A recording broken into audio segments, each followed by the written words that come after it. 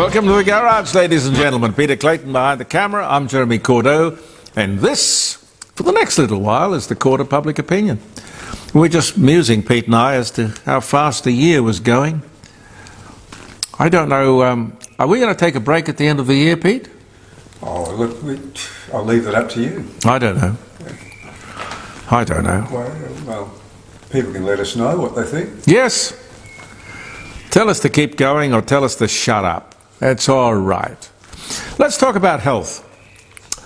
We have a looming, it's a good word, looming, a looming medical crisis with a shortage of GPs, general practitioners. This is the building block, the cornerstone of health in our community. It used to be that 1 in 2 medical students would choose general practice. 1 in 2. Now it's 1 in 7 or 8. And the government pretends that it doesn't know why. Hey, listen, it's money. Money and lifestyle. And of course the honeypot, that is Medicare. Well, it's the honeypot that Medicare has created. How many times do I have to say it? The road to hell is paved with good intentions. They had no idea that their policies would result in this, any more than they had any idea that the NDIS stupidity would be a fully funded taxpayer disaster. In short, they have no idea. Good intentions, oh yes, but they have no idea. Explain to me how the cost of somebody walking into a GP's surgery can cost so much. It's not possible. The Medicare rebate. Remember, the government commitment? Free medical care.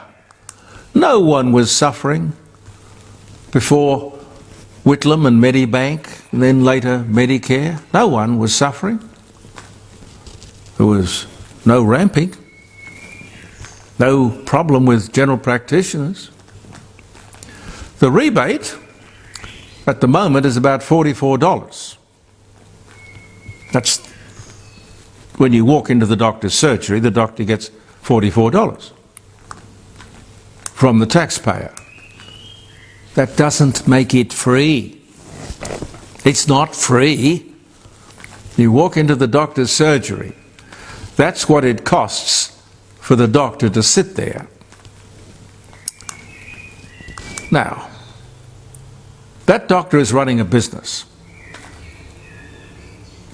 The overheads are not our problem, or the taxpayer's problem. If it is the staff, the electricity, the insurance, the legal attachments and whatnot, and contrivances, cost of living, well, I mean, that with the cost of electricity affects everything, absolutely. That is the government. That's their problem. They drive all those costs up, not us. A new Greens policy on health, they will set up free health clinics. Yeah. Wow, free GPs. Isn't that what Medicare was set up for? Paid for with a Medicare levy? Huh? A free universal healthcare system. But you pay for it with a levy on your income. Yes. I get it. It's a joke. But no one is going to stand up, particularly in the media, and call this government out for this absurdity. It's exactly like childcare. Crazy. We spend $14 billion. Think about it. $14 billion on childcare subsidies, which of course drives up the prices charged for childcare. Hey, how about that? Why? The Productivity Commission has gone so far as to recommend a further $4.7 billion be spent on childcare. It's a dog chasing its tail. I just don't get it. I don't get it, ladies and gentlemen. If I want to get married, it's my choice. If my wife and I want to have children, it is our choice. If my wife decides that she wants to go back to work, it's her choice. Nothing to do with the taxpayer. You know, you want to go back to work, you look after the child that you had. No one forced you to have that child. Nearly $20 billion on subsidies to look after children who are the responsibility of their parents. What have I got wrong here? What is it that I don't understand? You have children, you look after them. Huh? I don't think it's rocket science, is it? Four Corners launched an attack on nuclear power. Oh, well, you know what they're doing. I mean, basically, that's not an attack on nuclear power. It's an attack on the Liberals. Yeah. It's a failed technology, they say. A failed technology. What absolute rubbish. Yet the same government is spending $360 billion to buy nuclear submarines. Nuclear power is a proven technology. As I understand it, correct me if I'm wrong, and you can do that on Friday around the dining room table, jeremycordeaux.com, 9 to 12, live streaming. As I understand it, the Libs are just saying, let's consider nuclear power for cheaper, cleaner power generation. What's the harm in thinking? What's the harm in talking? But most importantly, in thinking. But of course, if you are of the left, you can't think. There is no freedom of thought, let alone freedom of speech. We here in Australia lost something like $300 million last year to scammers. Australia is a target because we're a soft touch. Please listen. This is how I live. It's not how I choose to live, but it's living defensively. Every call and contact that I get, be it a SMS or it's a phone call or it's a email, every contact I regard as a con until it is shown to be otherwise. And most times it isn't. And I'm the wiser and the richer for that cynicism. I suggest we all adopt it. Why is the government subsidising electricity bills? Just a wild thought out of the ether. Why is the government subsidising electricity bills when they told us that their renewables policy would provide us with cheaper electricity? Worth thinking about? They are lying and have been since coming to office. It's just like The Voice. Oh, sure, I know, they mean well. Gee, of course they do.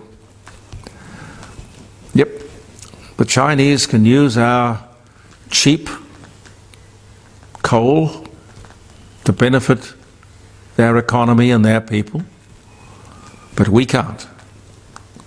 And we accept that? Extraordinary stuff. Charities are complaining. I haven't actually heard, charities tend to want to go under the radar. I haven't sort of seen anything like this for a while. Charities are complaining that those lotteries, and if you watch evening television around news time, you see an awful lot of promotion for those charitable lotteries. They're offering $5 million homes and $700,000 Ferraris. Well, the charities are saying that they're undermining their fundraising. As you might know, I've been talking about this sort of stuff for years. To listen to charities over this matter, it's a turf war, really. But these businesses, with their lotteries, don't just barge in and start selling tickets without permission. There is a deal done, and I don't know how, I can only imagine how it happens. They would sit down and they'd say, look, we've got the apparatus, we will use your name, your charity, and you will legitimise our lottery, and we will pay you X for your trouble. You don't have to do anything. What they're really saying is, we'll do all the work, we'll take all the risk, do all the promotion, spend all the money on advertising, we have to sell all the tickets. You get, say, oh, I don't know, $100,000. Come on, 10% of something is worth more than 100% of nothing. I think that's how they do it. But the main game is a change to the law. Actually, let's have a law. There isn't one at the moment, you know. If you're raising money for a charity, or you're using the name of a charity to raise money, you don't have to declare how much of every dollar you raise actually goes to the cause, the charity. Now, we have to change this, and until we do, people, let me say it quite frankly, should not give a single cent to charity. I've been through it before with you. The problem is the law. There is no demand or requirement on any charity. Part of this $200 billion a year industry in Australia, God knows what it's worth worldwide. There's not one obligation on these people to give a single cent to the cause for which the money was collected. Why hasn't this been fixed and legislated to be totally transparent and honest? I have no idea. Why? Why would people not want to confront that? But knowing this government, nothing would surprise me. Not that the Liberals did any better. When it came to regulating charities, this has been going on for years. And I would imagine that it will be going on for many years to come unless somebody stands up and does something about it. Historically, Australia has had very, very cheap energy costs. Labor has driven the cost of electricity prices up beyond belief. The problem, of course, as I've said to you a few moments ago, is renewables. To get rid of renewables, you've got to get rid of labour. It's that simple. Not just your electricity bill, but everything we buy, everything we do, every place we go, everything in our lives is affected by Labor's alternatives obsession with electricity and the consequent high cost of energy, which we don't have to have. Amazing stuff. And when you think that the ALP was so unanimously elected in the ACT, the Australian Capital Territory, I have to be fearful of our national common sense or intelligence. I want to talk to you next week, if I can, about what I might call corporate elder abuse. And I would urge you to be very careful of retirement villages, because it's a terrible thing to commit loved ones to that sort of institutionalized exploitation, which can be. I'm not saying every retirement or nursing home is like that, but I'm concerned enough about the industry to want to talk to you about it in much more detail. Mornington Peninsula in Victoria, and I know this program goes to Victoria, goes everywhere, goes all over the world. Mornington Peninsula Council have voted to install an Aboriginal voice to council. And do you know, without any consultation with the community whatsoever. And they're getting together in Victoria. It's an extraordinary move. I'm talking local government. Local government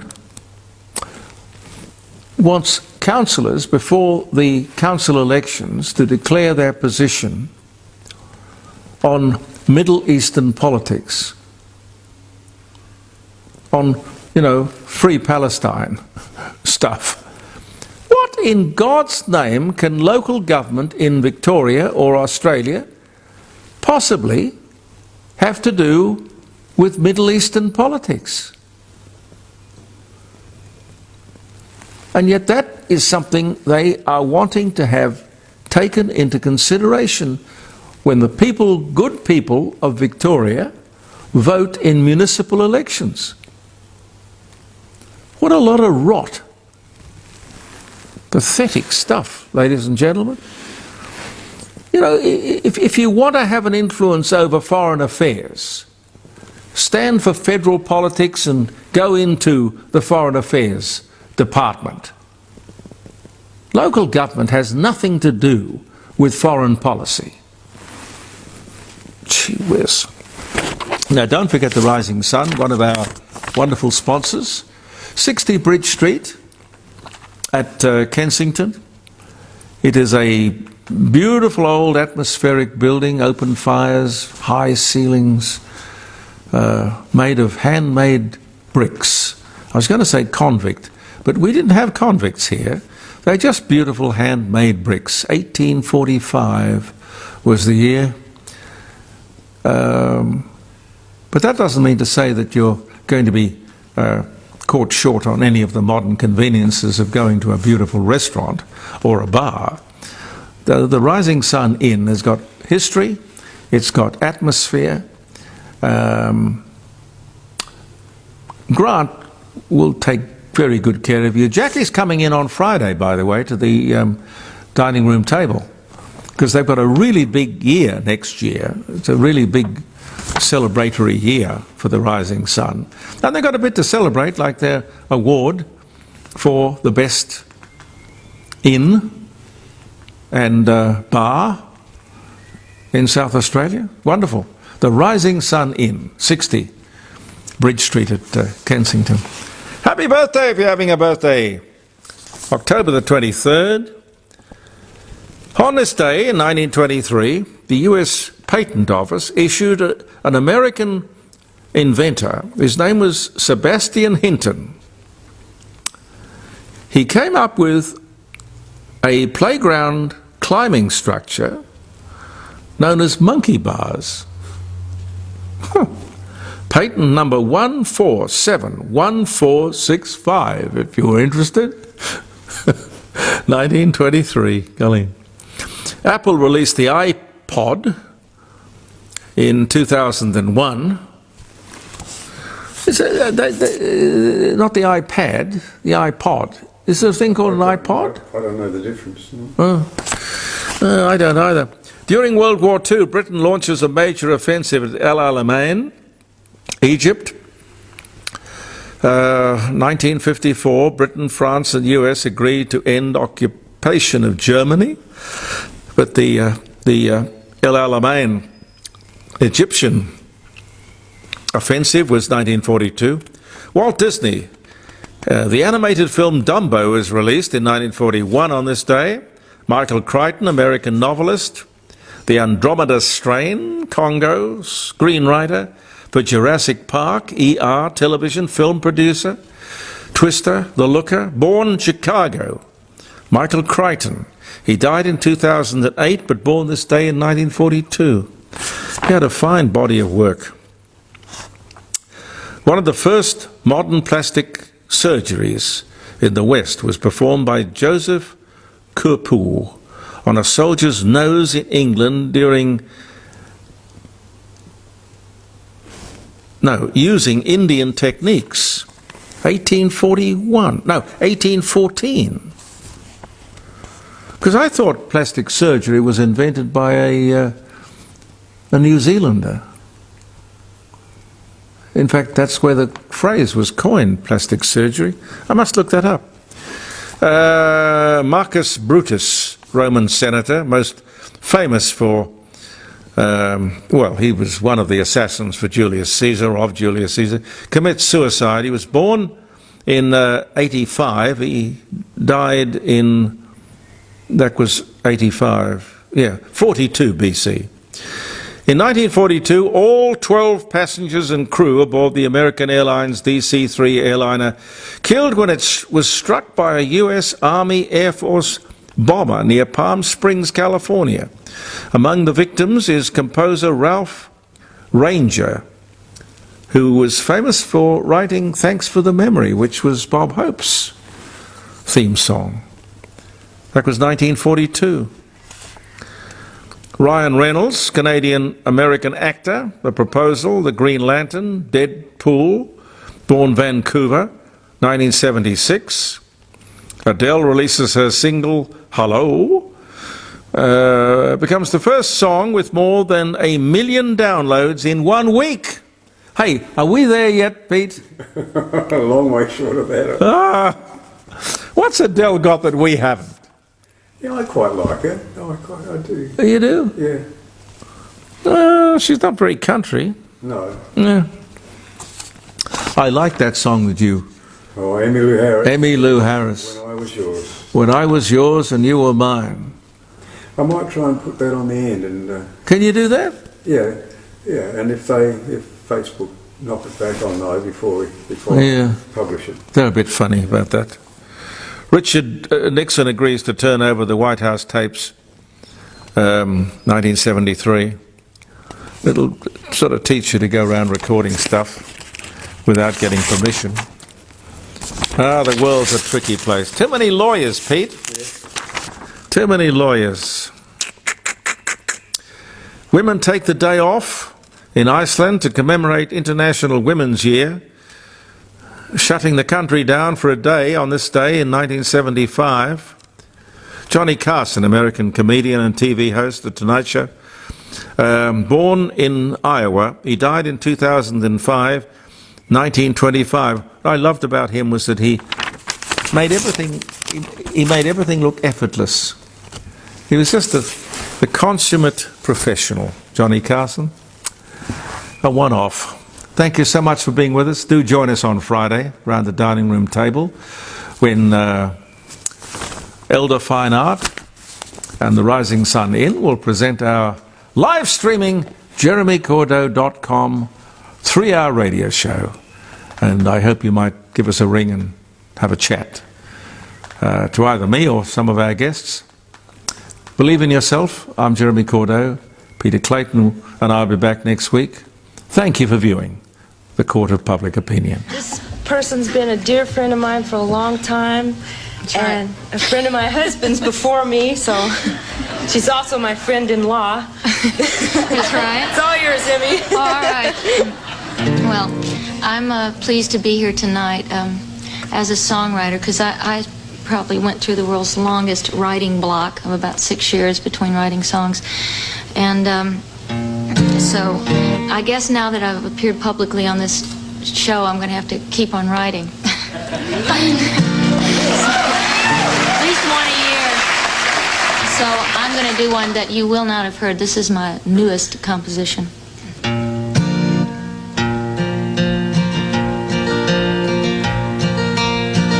In a lonely room, waiting for the night to fall, I hear your voice.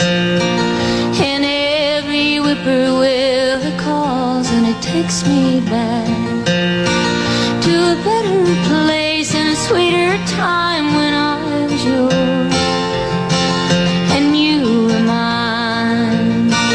As the shadows fall and the light grows dim, I see your face, I close my eyes and feel the warmth of your embrace as I long for you. And for all those days that hearts entwined when I was yours and you were mine. When I was yours and you were mine, a truer love in Carolina never waltzed across her hills to dance beneath the stars. Life was sweeter than the flowers blooming on the vine when I was yours and you were mine.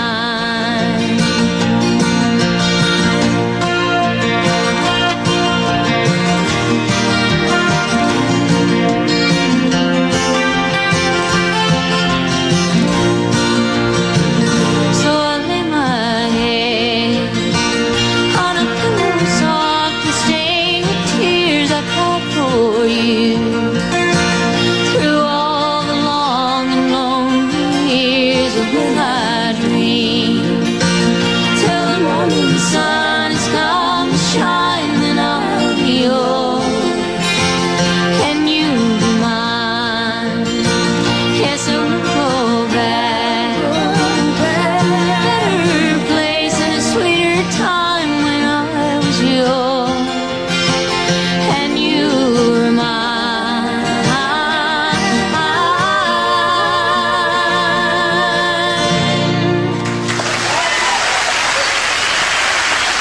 Debut City.